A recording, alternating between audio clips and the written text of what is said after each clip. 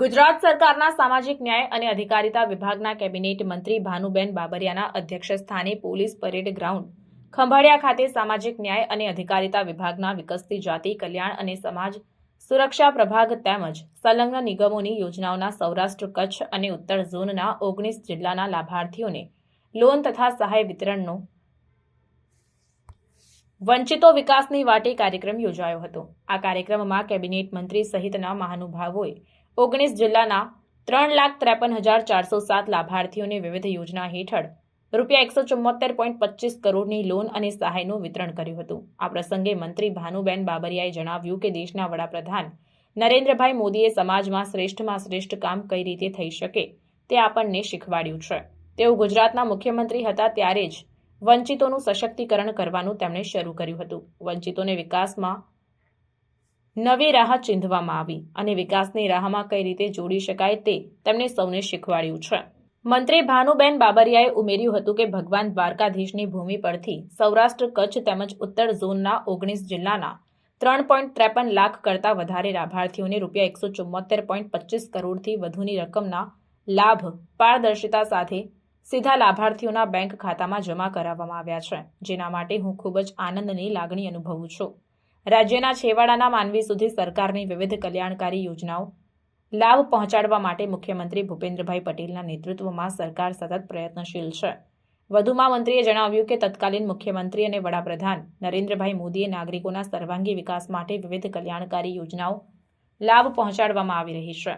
પ્રધાનમંત્રીના કંડારેલા પથ પર મુખ્યમંત્રી ભૂપેન્દ્રભાઈ પટેલના નેતૃત્વમાં રાજ્ય સરકાર યોજનાકીય લાભો પહોંચાડવા માટે સતત ચિંતા કરી રહ્યા છે। આરોગ્ય, શિક્ષણ, યુવાઓ, મહિલાઓ સહિત તમામ નાગરિકોના જીવન ધોરણમાં આમૂલ પરિવર્તન લાવવા તેમજ જન સુખાકારી માટે સતત વિકાસલક્ષી કાર્યો કરવામાં આવી રહ્યા છે। જણાવી દઉં કે વંચિતો વિકાસની વાટે કાર્યક્રમમાં નિયામક વિકસતી જાતિ કલ્યાણ અંતર્ગત પંડિત દીનદયાળ ઉપાધ્યાય આવાસ યોજના, વિદેશ ઉચ્ચ અભ્યાસ લોન યોજના, કોમર્શિયલ પાયલોટ લોન યોજના, શિષ્યવૃત્તિ તથા કુંવરબાઈનું મામેરું યોજના વગેરે અંતર્ગત 2,18,864 લાભાર્થીઓને કુલ 63.84 કરોડ તથા નિયામક સમાજ સુરક્ષા હેઠળ સંત સુરદાસ યોજના, બૌદ્ધિક અસમર્થતા દર્શાવતા મનોદિવ્યાંગ વ્યક્તિને આર્થિક સહાય, ઇન્દિરા ગાંધી નેશનલ દિવ્યાંગ પેન્શન યોજનાના કુલ 1,31,026 લાભાર્થીઓને 13.1 કરોડ, ગુજરાત પછાત વર્ગ વિકાસ નિગમની યોજનાઓના 147 લાભાર્થીઓને કુલ 4.19 કરોડ, ગુજરાત ઠાકોર અને કોળી વિકાસ નિગમની યોજનાઓના 337 લાભાર્થીઓને કુલ 4.47 કરોડ, ગુજરાત વિચરતી અને વિમુક્ત જાતિ વિકાસ નિગમની યોજનાઓના 212 લાભાર્થીઓને કુલ 2.99 કરોડ, ગુજરાત ગોપાલક વિકાસ નિગમની યોજનાઓના 44 લાભાર્થીઓને કુલ 58 લાખ, ગુજરાત અલ્પસંખ્યક નાણાં અને વિકાસ નિગમની યોજનાઓના 134 લાભાર્થીઓને કુલ 2.55 કરોડ, ગુજરાત બિન અનામત શૈક્ષણિક અને આર્થિક વિકાસ નિગમની યોજનાઓના 2,643 લાભાર્થીઓને કુલ 82.53 કરોડની લોન અને સહાય વિતરિત કરવામાં આવી હતી। ઉપરાંત સંકલિત બાળ વિકાસ સેવા યોજના અંતર્ગત દર વર્ષે શ્રેષ્ઠ કામગીરી કરતા આંગણવાડી કાર્યકર, તેડાગર અને મુખ્ય સેવિકાને એનાયત કરવામાં આવતા માતા યશોદા એવોર્ડ વર્ષ 2021-22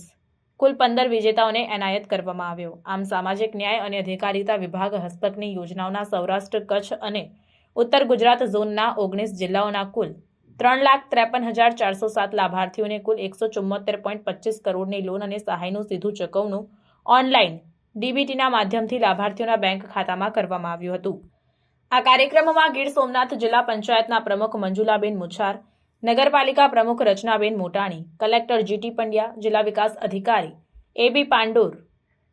જિલ્લા ભાજપ પ્રમુખ મયુરભાઈ ગઢવી, અગ્રણી પીએસ જાડેજા, રસિક નકુમ, ભરત ગોચિયા, પ્રતાપ પિંડારિયા સહિત પદાધિકારીઓ, અધિકારીઓ, કર્મચારીઓ, બહોળી સંખ્યામાં લાભાર્થીઓ પણ ઉપસ્થિત રહ્યા હતા।